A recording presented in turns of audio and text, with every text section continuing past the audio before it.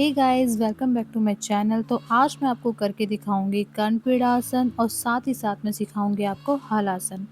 तो ये दोनों आसन करने से पहले आपको ध्यान रखना है कि बेसिक वार्म अप आप कर लेना, या आप रेगुलर बेस पे योगा या कोई भी एक्सरसाइज करते हो तो आप इसको ट्राई करना, अदरवाइज आप इसको ट्राई मत करना। जो डायरेक्टली इसको ट्राई करेगा तो क्रैम्प्स आने के या इंजरी होने के चांसेस रहेंगे।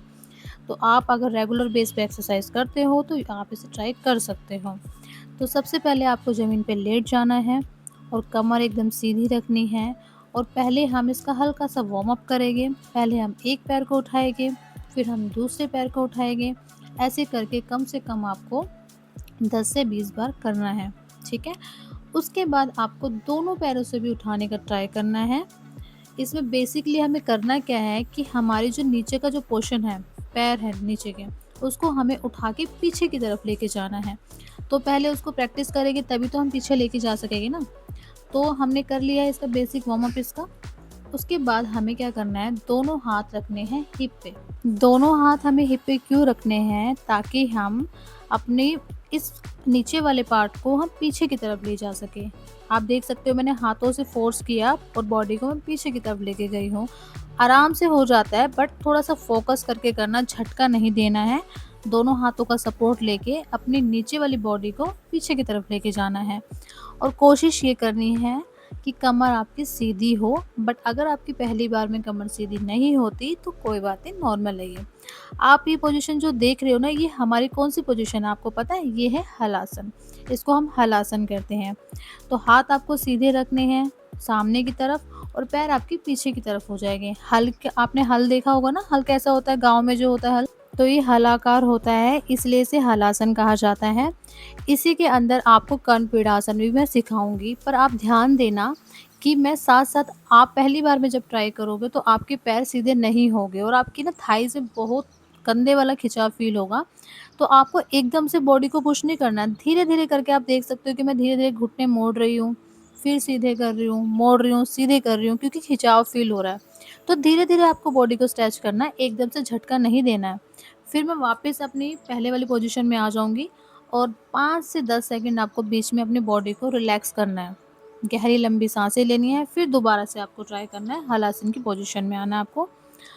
कोशिश ये करनी है आपकी कमर सीधी रहे, आप देख सकते हो, और हिप आपके एकदम सीधे रहे और पैर आपके पीछे से सीधे रहे।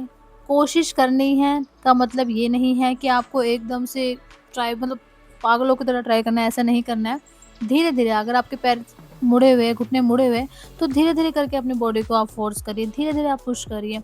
इस तरीके से करिए। एकदम से आप सोचोगे कि यार ये वीडियो में जैसे कर रही है मुझे भी वैसे ही करना है, तो आपका तगड़े वाला क्रैम्प आ जाएगा।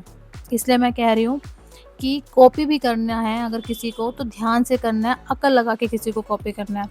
तो ये जो पोजीशन मैं ट्राई कर रही हूँ, ये है कर्णपीड़ा आसन। वो था हमारा हलासन, ये है कर्णपीड़ा आसन।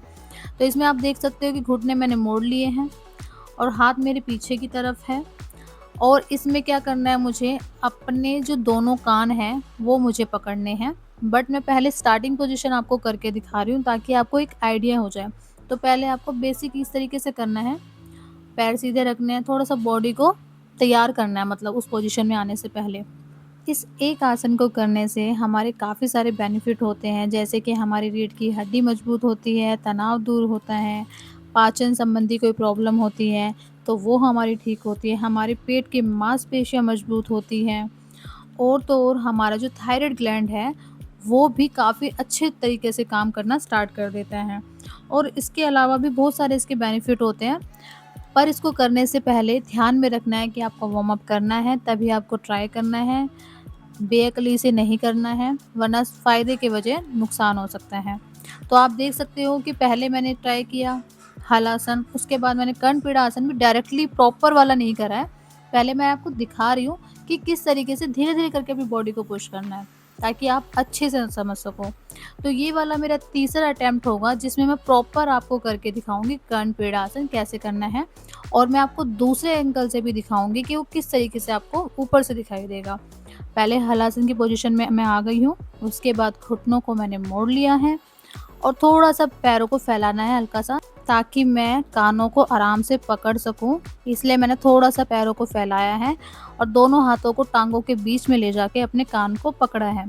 तो अगर आपके कान नहीं पकड़ में आ रहे तो कोई बात नहीं, मैं फिर भी बता रही हूँ आपको, ध्यान से सुनना। कोई बात नहीं अगर आप पहली बार में नहीं पकड़ पा रहे हो, धीरे-धीरे आपको प्रैक्टिस करनी है।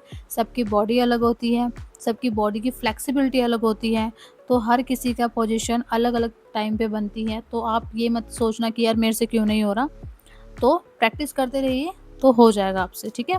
अब आपको मैं दूसरे एंगल से भी करके दिखाऊँगी कि कान पकड़े तो कैसे आपको दिख रहा है वो एंगल ना, तो वो मैं आपको दिखाऊँगी कैसे करना है। बट हाँ, वापस जब नीचे आ रहे हो ना, तब भी आपको ध्यान से लेके आनी है बॉडी को, एकदम झटके से नहीं आना है। तो मैं आपको अब दिखा रही हूँ दूसरे एंगल से। आप देख सकते हो अपर एंगल है, पहले साइड वाला एंगल था और साइड वाले एंगल में आप इस तरीके से नहीं देख पा रहे होगे, तो दोनों पैरों को मैं हलासन की पोजीशन में ले आई हूँ और उसके बाद दोनों पैरों में गैप करूँगी ताकि मैं अपने कान को पकड़ सकूँ। कर्णपीड़ा आसन तभी होगा। दोनों पैरों को मैंने फैला लिया है और घुटने मैंने मोड़ लिए हैं और उसके बाद दोनों हाथों से दोनों कान मैंने पकड़ लिए हैं। और हाँ, ध्यान में ये रखना कि जब आप इस पोजीशन में हो तो साँस बाहर होनी चाहिए और पेट अंदर होना चाहिए। अगर आप पेट फुला के रखोगे तो आप नहीं कर पाओगे। इस तरीके के आसन जब भी आप करते हो तो आपका पेट अंदर और साँस आपको बाहर छोड़नी है। अगर पेट फुला के रखोगे तो पेट ज़्यादा दबेगा और आप नहीं कर पाओगे। अब आपको एक आसन और करना है, कभी भी ध्यान में रखना, अगर आप बैकवर्ड बेंड कर रहे हो तो ख़त्म हमेशा फॉरवर्ड बेंड से करना है और अगर फॉरवर्ड कर रहे हो तो बैकवर्ड से ख़त्म करना है। अगर हम बैकवर्ड बेंड करेंगे और हम बैकवर्ड बेंड करने के बाद योगा ख़त्म कर देंगे, अपने आसन ख़त्म कर देंगे, तो हमारी बैक में प्रॉब्लम हो सकती है। इसलिए बैकवर्ड जब करते हो तो फॉरवर्ड भी ज़रूरी है करना। तो आप देख सकते हो मैंने किस तरीके से ये आसन किया है। एक बार और मैं आपको ट्राई करके दिखाऊँगी। पैर आपको सीधे रखने हैं और आपको सिर्फ़ कमर को उठाना है और गर्दन को उठाना है। आप देख सकते हैं दोनों हाथ मैंने पीछे रखे हैं और अपनी अपर बॉडी को उठाना है और गर्दन को उठाना है और पैर हमेशा सीधे रखने हैं।